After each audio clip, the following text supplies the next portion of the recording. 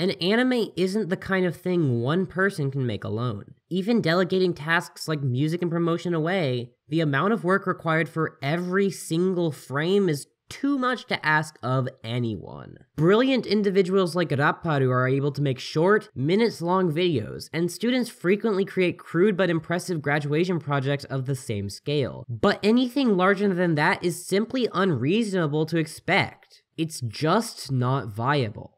Unless, that is, you happen to be Naoya Ishikawa.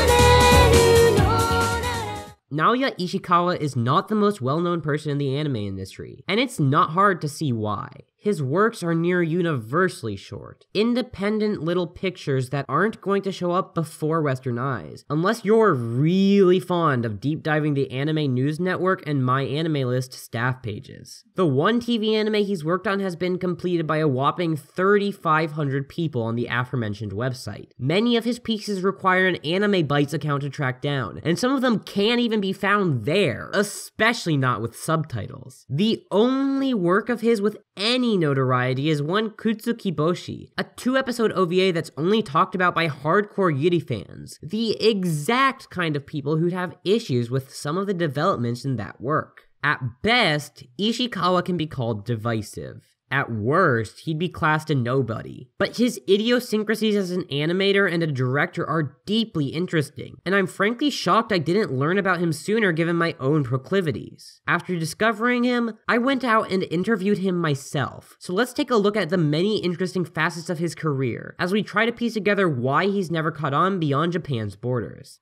Luck won't always be there for me, so I'd like to express the appeal of my work to the world in my own way. A quote from Ishikawa himself. While Kuttsukiboshi is the work for which he's best known, Ishikawa started from an unassuming and ordinary position. As with many otaku-turned-artisans, he first found his start by watching the media he'd later go on to create. Popular anime like Sailor Moon, Tenchi Muyo, and Ranma 1/2 were essential parts of his middle school experience, because, as he says, he loved bishoujo-type characters. Hardly unique on its own, this passion was developed, used to spur on his creative drive. See, Ishikawa, like many, experienced something akin to what overdramatic Reddit users call post-anime depression. That feeling of sadness that appears when you finish a show and leave behind the characters you've come to love. Rather than hole up in his room and cry about it, he began making anime himself, specifically so that he could meet them again. As time went on, these personal animations grew increasingly original, as the fantastic images inside his head began to come to life on the pages he drew. Of course, many people end up going through this exact same scenario, and most of them don't end up in the industry. Even among those chosen few who manage to pass through the eye of a needle and make it, a hell of exploitation is sure to await them in whatever studio they manage to make it into, unless they really get lucky and join one of the few that can ensure a relatively healthy lifestyle. Yet the number of people who succeed at this is absolutely massive compared to the amount who manage to eke out a living independently, eschewing the traditional production format altogether. Back in the 90s, as Ishikawa attended school, this was simply not an opportunity afforded to him, and it wasn't something he ever considered. Instead, he spent his days searching for random jobs while making anime on his own, well into his final year of university. Works from that time such as Maho no Chocolate show a relatively high level of sophistication for an amateur, but he hardly had the goal of making it into the industry in mind. All of this changed in 2002, as Makoto Shinkai's Voices of a Distant Star marked a new era in the industry, serving as the vanguard for a fresh wave of creativity not seen since the early OVA boom. Individual, online published animation was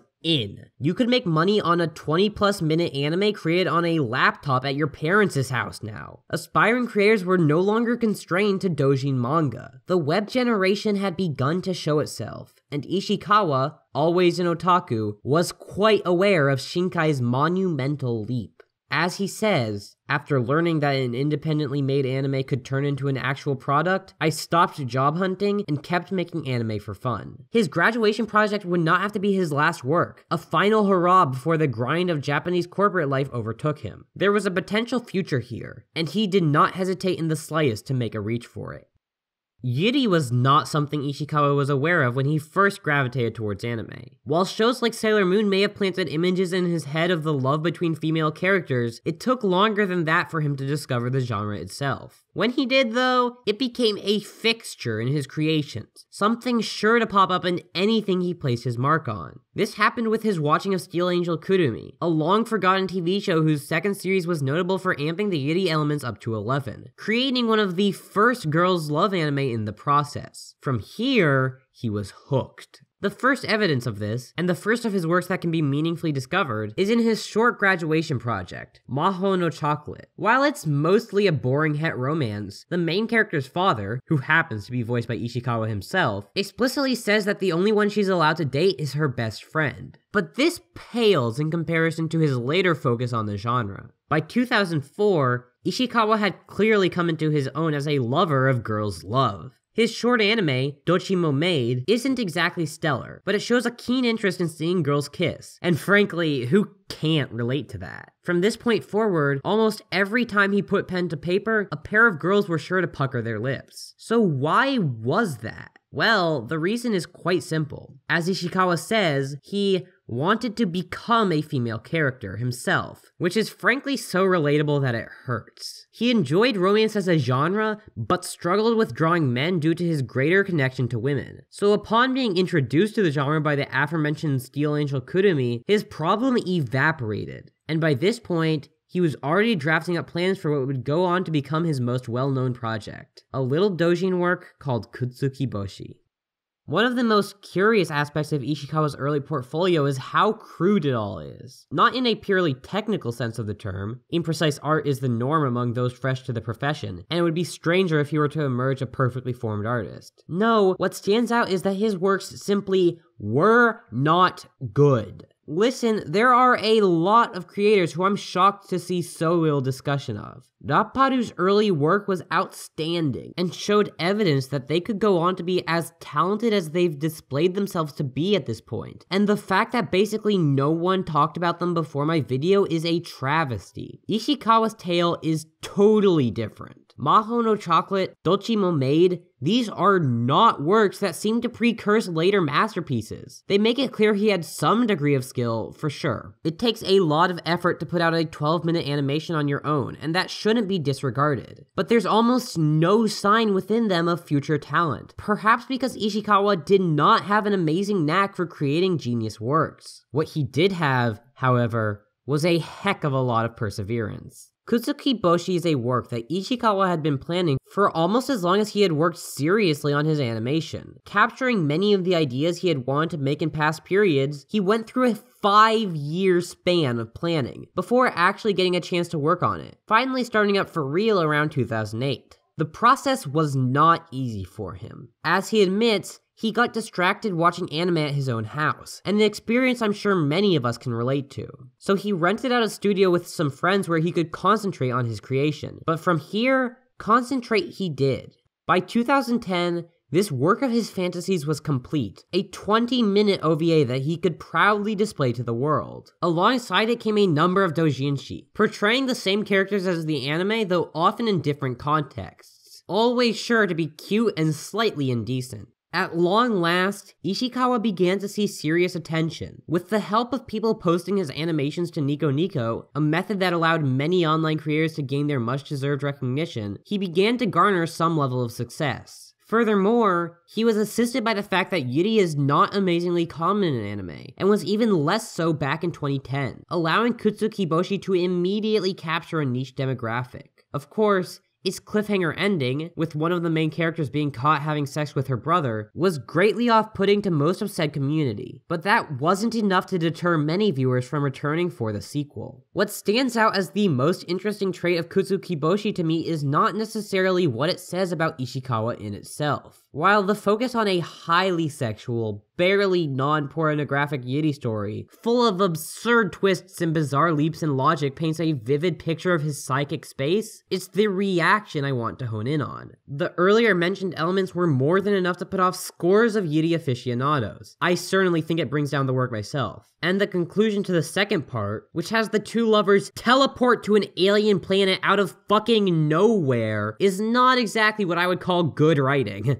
fun as it may be. But the work managed to do well in spite of that, gaining a devoted audience of its own. So dedicated is its audience that Ishikawa was not only able to make a full 44 minutes of animation, but kept putting out manga for the series, event after event. This hasn't stopped. Ishikawa released a new work at this summer's Comiket, a good 3 months ago, and he says in the interview that the reason I continue to work on it is because of the fans, since there are some who are very invested in it. Kuttsukiboshi is a series which is controversial at the best of times, and mediocre, to put it nicely, by most critical standards, yet it still manages to keep this devoted audience. That, in itself, is something worth studying. But that brings me to the question I posed at the start of the video. Why is Ishikawa so unknown? I don't mean to ask why he's not a Miyazaki tier figure. The man is quite obviously not the sort of person who would gain notoriety among a broader audience. No, my question is why I had never heard of him before outside of one tiny article that practically misleads the audience. Independent animators are beloved in the communities I'm a part of. I should know. Look at the positive effects that came out of my Rapparu video. I'm not shocked that the average Yuri fan doesn't talk about him, despite the fact that he near exclusively works on the genre, has put out one of the few anime that inhabits it, and has made more than 10 manga sequels to said work.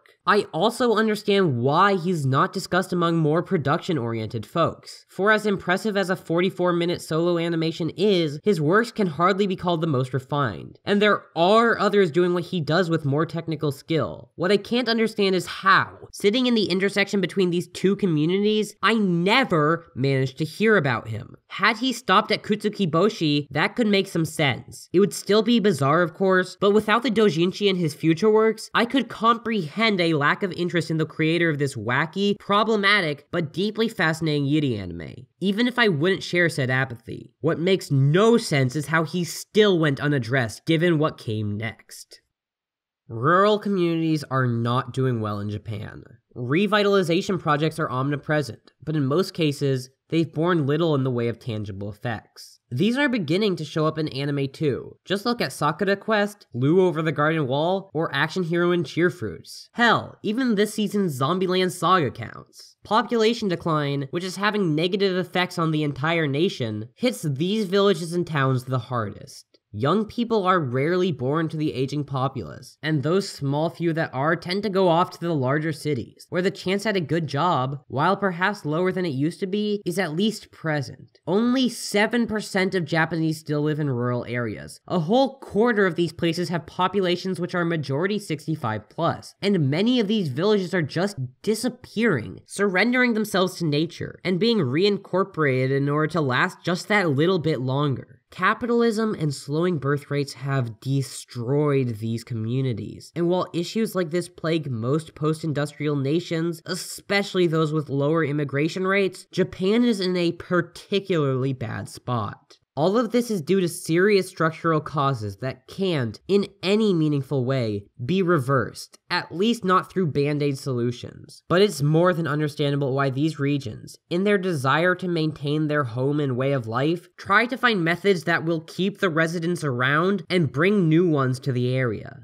Enter Ishikawa. After being asked by Iwate Prefecture to make a promotional anime for them, he put out Kataribe Shoujo Honoka, a cute short OVA about a girl, some yokai, and traditional performative theater. Really, it may be his best work, and were it translated, I believe it could gain a small audience over here. At a mere 10 minutes, there's only so much to grasp onto, but man, it's so charming. Sure, it's lacking in Yuri, but the guy said himself that he specifically didn't add any in order to avoid getting in trouble while working with a government body. Can't really blame him for giving up his mainstay when trying to support such a good cause. On its own, something this cool would deserve attention. What makes it so much more interesting is that, having enjoyed doing this, Ishikawa founded a new company, focused entirely on making anime for local governments. Cooperation between localities and anime companies aren't new. In fact, they feel constant in a world that's aware of otaku pilgrimages. But having a one-man studio set this up is something which is deserving of attention. Yet he never got any, at least not outside Japan's borders, and little information is available on how many more of these he's made in the time since. So, it's a good thing that Ishikawa was fortunate to get one more, even bigger chance at broadcasting himself. If only the West had caught on. Never say that building a small but dedicated audience won't get you anywhere. After a long period of working on the fringes of the industry, occasionally helping out but mostly doing his own thing, a producer who happened to be a fan of his offered him a contractual job. While it started out with him writing the project, it quickly grew in size, becoming an adaptation of a web novel that eventually turned out to be a 12-episode, 9-minute-long TV anime. While not wholly his project like past works, he hardly handled solo animation, much as the misleading OtaQuest article may imply otherwise. His hand can still be seen, and yet it got no press outside of that one short post. So, what is this Clione no Akari, and how did it contribute to Ishikawa's continued lack of notoriety? First published online in 2004 by a novelist named Natural Rain, Clione no Akari found enough success to garner a print release by 2012. Focusing on an ill, orphan, bullied girl named Minori and her only friends, Takashi and Kyoko, it spins a supernatural tale of the effects that bullying has on victims, perpetrators, and even bystanders, ultimately looking at how people can be redeemed even after their actions have caused terrible consequences. Look, this show isn't very good. I mean, the art can best be described as janky, and without Ishikawa's personal touch, it lacks the impressiveness contained in his independent projects. The story is pretty crude and moves at a somewhat awkward pace, with the characters never feeling textured enough for the show to really shine. The way it lets the bullies off the hook is, while encouragingly optimistic, ultimately unsatisfying, never making us feel like Minori is given proper justice. Which isn't to say that they needed to be harshly punished. Forgiveness and reform is what I lean towards in corrective justice, but the only recompense the bullies get is some stern lectures and negative feelings because their actions had unfortunate consequences. Still, the directing is honestly quite impressive given that it was Ishikawa's first time doing anything of this scale, to the point that the show is more than worth watching for those interested in him. But that's just the problem. It's a must-see for Ishikawa fans, but those fans can't even be called marginal in the West, they're just non-existent. Clione no Akari didn't help this. Hardly showing off his talents, the reporting around it made him seem far less skilled and driven than he really is. And that's a real shame. His works may not be the best on a purely technical level, but this is an incredibly charming, passionate man, who took great influence from the director who may well be the most widely known in the entire industry right now, and yet he gets no credit. Comics Wave certainly isn't coming to Ishikawa to make anime for them. It's frankly quite upsetting to me that I didn't know about him until a month or so ago. This is a man who says he wants to try everything now that he's had experience on TV anime. This is a man who went to Hong Kong, found Kuttsukiboshi fans, and was overjoyed to know how popular Yuri is worldwide. This is a man who keeps working on one series because people demand it. A man who's working on more Yuri right now. His works are all problematic and highly flawed. He isn't my favorite director, writer, or animator, but there's an overwhelming purity to Ishikawa's persona, a true love of the subjects he deals in and the forms he works with. Frankly, I can't say that you'll become obsessed with Ishikawa as I have. Unless your preferences are remarkably close to mine, you probably won't care much about him at all, because he's just not brilliant enough to garner that reaction in most people. He's no Ikuhara, he's no Yamada, hell, he's no Raparu. But I encourage you to keep him in your mind as he continues to work in this beloved space we all call anime, because whatever you think about him, he's at least deserving of note. And hell, I can identify with anyone who loves Yuri because they identify more with girls, and I'd damn well expect my audience to feel the same. Thanks for watching the video. An endless amount of appreciation to Clara for helping me translate the interviews used for this project. I was really excited about this one, and I hope everyone's enjoyed it. Again, this kind of research project requires you and your money. So, thanks to my patrons, especially my $10 patrons, Alice, Mika Heron, Vey, Annalisa Koenig, Petra, Jolene Munson, Rose, Kathleen Rao, Shadowfish, Pajama God, Agustif5, a huge pair of cats who are friends with anime characters, Blanc, and John Clark. Please patron me. I cannot possibly do projects like this without it. You can find where else I'm at in the description, and I should have one more video up this month. Technically two, but really just one. However, you'll see why that is soon. So see ya!